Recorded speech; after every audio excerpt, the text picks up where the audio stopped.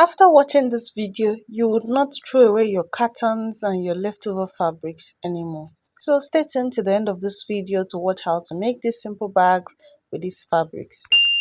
Now, to do this, I have a width of 13 inches and a depth of 9.5 inches. So this is what we're going to be using to cut out this part. Alright, now for this second one, I'm going to be using the width of 7 inches, okay, and the depth of 9.5 inches, still the same.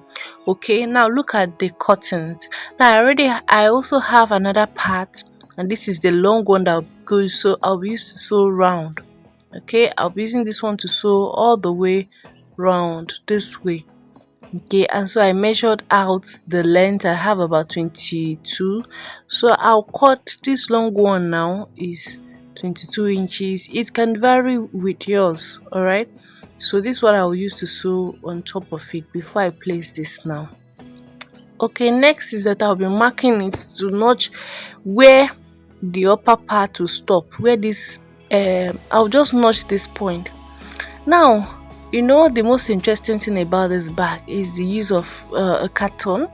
Okay, so I'll be cutting this carton with the same size of this part. All these pieces I have will have the same size of this carton, but I'll be having less than quarter an inch at the corner so that I can fold in. Okay, just let's go on, you will understand.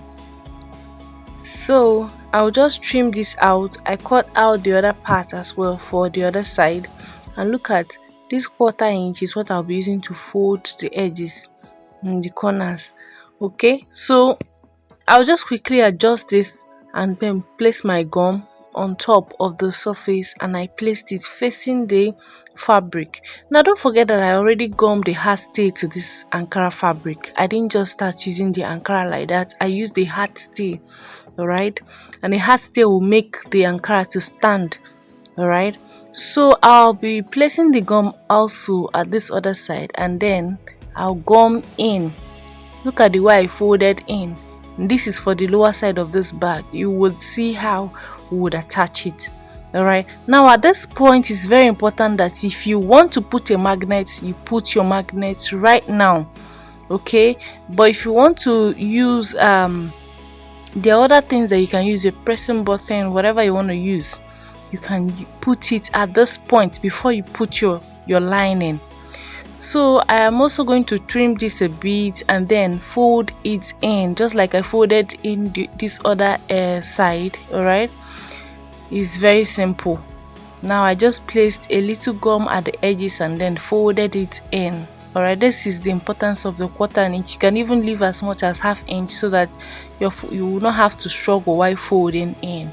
Now look at these two sides. You can see how they look. At this point, please ensure that you put your magnet. All right, okay, now I'll quickly put my lining. I already cut out the lining, okay, and then I'll be putting my lining on top of this piece. On the two pieces, in fact, I'll cut out a lining and then place it.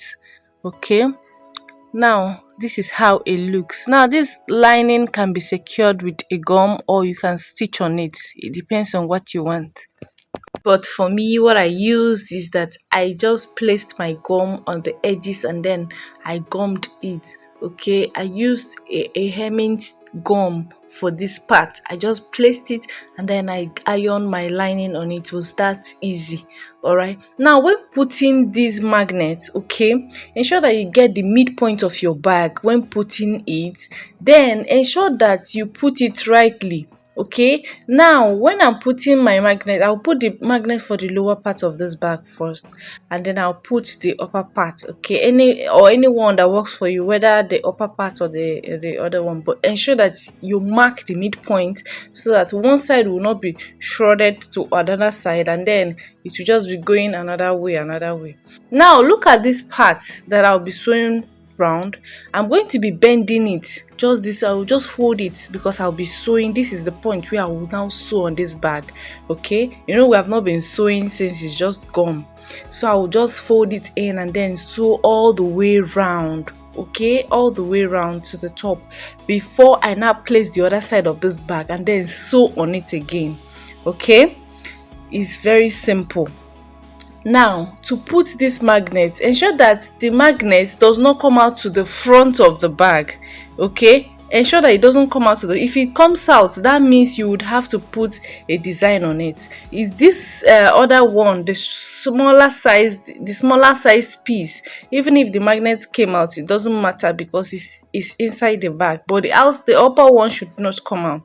Now, for this bag, I just placed my lining on top of this long one. I stitched on it, and there is no carton on this part. There is no carton to enable me stitch on it. You know, I'm using the normal sewing machine that with the normal needle. Okay, I'm even using this a fragile machine, so I will not be placing a carton. I don't want it to be hard on this point. Now at this point, I'll be attaching the strap of my bag.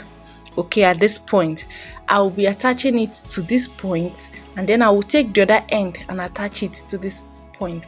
Now, why I'm not giving you the length of the strap is that it can vary with what you want. Some people want their back straps to be long, while some people prefer it short. So me, I just went with what I preferred, and I formed a strap. Okay, and then I'll quickly sew on this, then place the other one and then sew on it, and that's it. That's very simple. Thank you for watching.